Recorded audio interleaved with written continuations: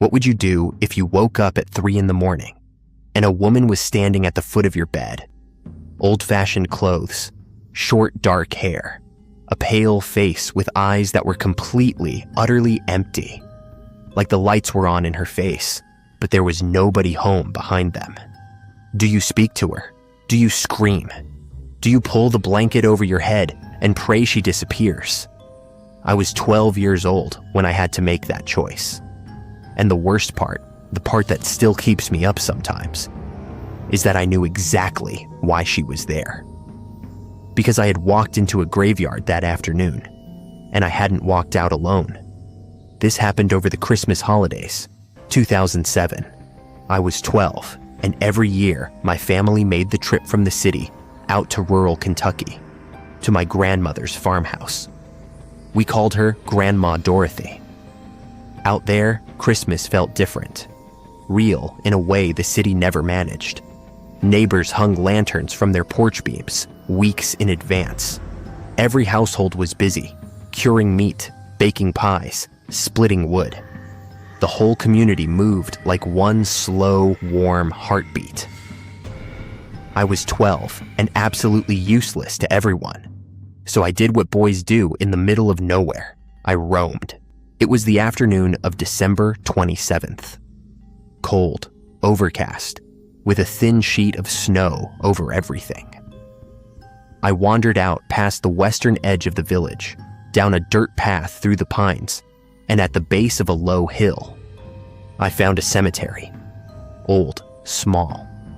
Family plots going back 150 years by the look of the stones. Every mound dusted white and perfectly still. I knew what the elders said, that the days between Christmas and New Year's were thin days, that the wall between the living and the dead grew soft during the holy season, that things wandered that normally stayed put. But it was the middle of the afternoon, bright enough. I figured I was fine. So I walked in. I made a slow loop through the graves. Nothing unusual, just stone and snow and silence. When I got bored, I turned and headed back toward the path. And that's when I felt it. A cold that started at the base of my neck and crawled downward, slow and deliberate, like fingers pressing gently into my spine. Like something behind me had just turned its head and fixed its eyes on me.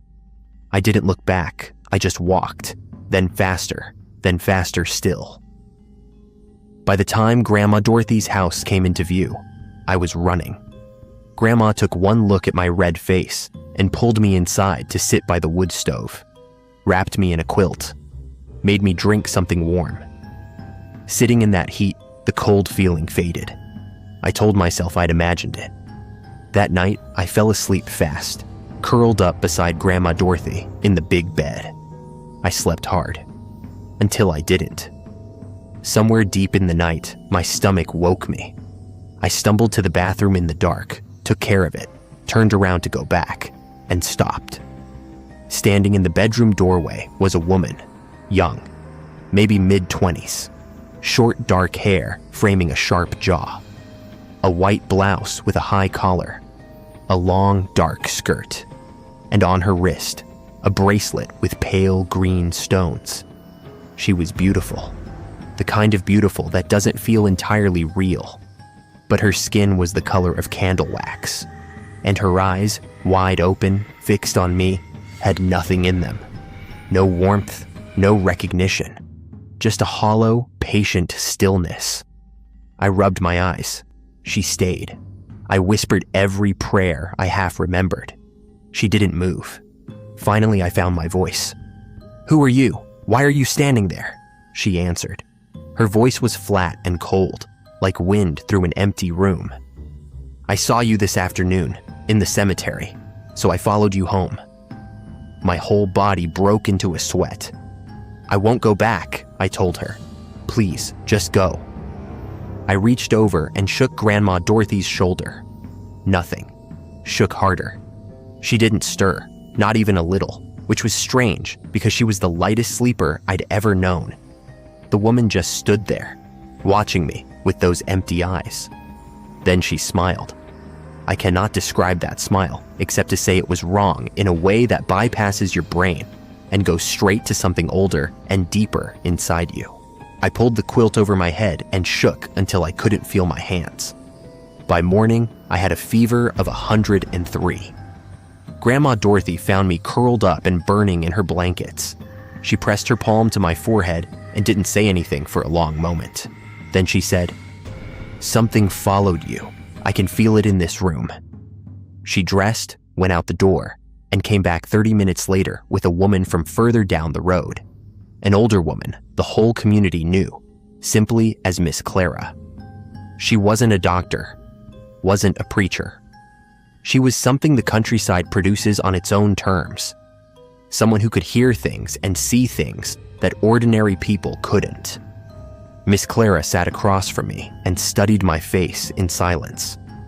Then she closed her eyes, folded her hands neatly in her lap, and began speaking very quietly, almost under her breath. It went on for nearly 15 minutes. I couldn't make out a single word. When she opened her eyes, she spoke directly to Grandma Dorothy. "The woman who came home with your grandson had a hard life. She was a second wife, a man of some standing in this county, back in the early 1900s.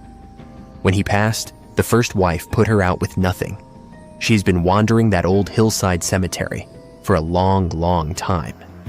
When she saw the boy, young, full of life, she followed out of longing. She means no harm. She just wants to be acknowledged. Leave an offering at the edge of the property. Speak to her kindly. She'll move on." That evening, as the sun went down, Grandma Dorothy stood at the edge of the yard with a candle in one hand and a folded paper in the other. She spoke quietly into the cold, dark air. "You've been seen. You've been heard. This boy is just a child. Take this with our respect, and may you find the peace you never had." She set down a small plate and laid the paper at the base of the fence post. Then she came back inside without looking back. That night, I slept straight through until morning. No dreams, no cold spots, nothing. When I woke up, the fever was completely gone. The room felt lighter, actually lighter, like something heavy had stepped back out through the door. Before we drove home to the city, my mother took me back to Miss Clara. She pressed a small cloth token into my hand, a hand-stitched blessing to keep close. I wore it every single day that year, and I have never once walked into a cemetery alone again. Not even on a bright afternoon, not even out of curiosity. I don't know her name. I don't know how many cold Christmases she spent wandering that hillside before I stumbled in. But I know she wasn't evil. She was just forgotten, left behind by a life that hadn't been kind to her, and a death that hadn't given her anywhere to go. What that week in Kentucky taught me, at 12 years old, burning up with fever under a quilt, wasn't really about ghosts. It was about what happens to people when nobody ever stops to see them. And it was about why some silences, in some places, deserve a lot more respect than a curious kid on a winter afternoon ever thinks to give.